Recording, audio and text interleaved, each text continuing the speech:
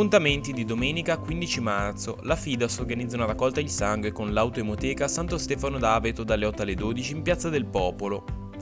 Dalle 9:15 nella chiesa di Gravasco a Campomodone c'è la cerimonia per l'81esimo anniversario dell'eccidio nazifascista di Gravasco, prima la messa, poi la deposizione delle corone di alloro.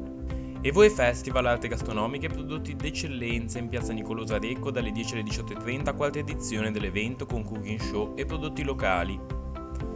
Per il Festival dei Sentieri Terre Millenarie alle 10:30 al Teatrino di Portofino c'è l'incontro Dialoghi sulle terre millenarie. Alle 16 nella terrazza della comunicazione di Camogli si parla di incanti di mare d'Appennino, percorsi tra suoni e canti per esplorare le valli appenniniche e il Mar Ligure.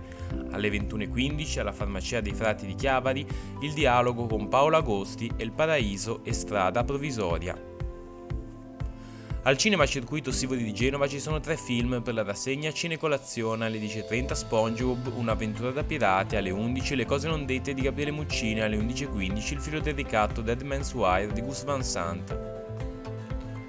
Al Teatro Gustavo Modena di Genova c'è lo spettacolo Orlando di Andrea De Rosa, ispirato al romanzo di Virginia Woolf, Scrivi sempre a mezzanotte, l'inizio è alle 16. Al Teatro Garage di Genova va in scena lo spettacolo Cherubino Cherubino di Fiorella Colombo, tratto dalle Nozze di Figaro e messo in scena dalla compagnia Liberi Tutti, l'inizio alle 17.